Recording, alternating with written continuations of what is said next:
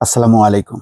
আমাদের বিভিন্ন পাবলিক বা প্রাইভেট বিশ্ববিদ্যালয় যাই বলি না কেন, মূলত পাবলিক বিশ্ববিদ্যালয়গুলোতে উপাচার্যদের নানা কর্মকাণ্ড মোটামুটি প্রকাশিত হচ্ছে। এখানে নির্লজ্জতার কোনো শেষ নেই। এত সর্বোচ্চ পদে থাকার পরেও তারা যে সমস্ত কর্মকাণ্ডগুলো করছেন, সেগুলোতে তারা নিজেরা ডুবছেন, প্রতিষ্ঠানকে পর্যন্ত ডুবাচ্ছেন। ছাত্রছাত্রীরা, শিক্ষার্থীরা কি শিখছে সেটা হলো একটা বড় প্রশ্ন, কিন্তু এগুলি ধার ধারছে না। কেননা এগুলি নিয়োগ অধিকাংশ ক্ষেত্রে রাজনৈতিক বিবেচনায় হয়ে থাকে।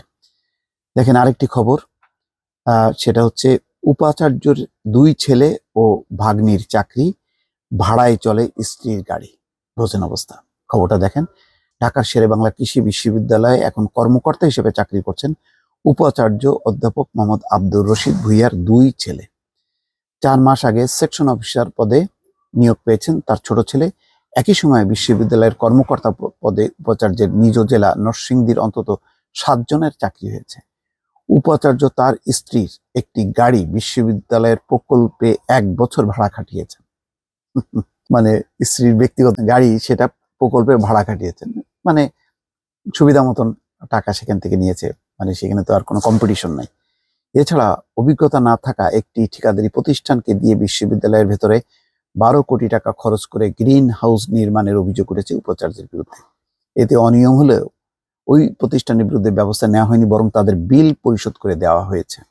করোনাকালে যখন সরকার ব্যয় কমানোর নির্দেশনা দিয়েছেন, সেই সময় বাসভবনের সৌন্দর্য বর্ধনের জন্য 30 লাখ টাকা খরচ করেছেন উপাচার্য। এছাড়া 2 বছর আগে কৃষির গুচ্ছ পরীক্ষা আয়োজনে আয় ব্যয়ের হিসাব এখনো কোষাধ্যক্ষ কার্যালয়ে জমা পড়েনি। প্রথম আলোর অনুসন্ধান ও নথি পর্যালোচনা করে এসব তথ্য পাওয়া গেছে। এই যে খবরগুলো আসছে, কি লাভ? মানে এতে ভিসির এই সুযোগ সুবিধা অন্যায় আবদার করতে যে বিশ্ববিদ্যালয়ের পরিস্থিতি কি হচ্ছে, টাকা যাচ্ছে কার?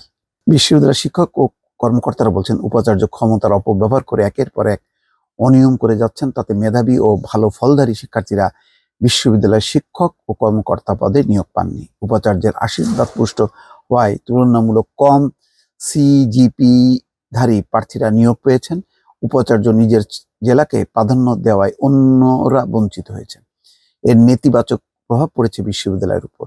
তবে উপাচার্য শহীদুর রশিদ ভূঁইয়া প্রথম আলোকে বলেছেন, বিশ্ববিদ্যালয়ের যোগ্যরাই নিয়োগ পেয়েছেন।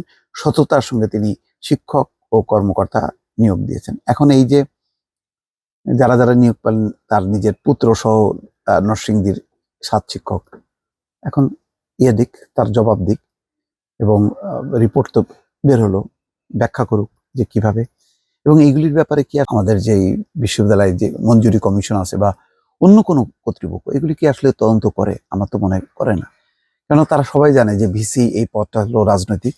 যখনই নাকি তদন্ত শুরু করবে, তখন রাজনৈতিক তদবির হবে, সেই তদন্ত আর মানে আলোর মুখ দেখবে না। সেই কারণে আর তদন্তেও এই সংশ্লিষ্ট সংস্থাগুলো আর উৎসাহিত হয় না। দর্শক ভালো থাকবেন। আল্লাহ হাফেজ।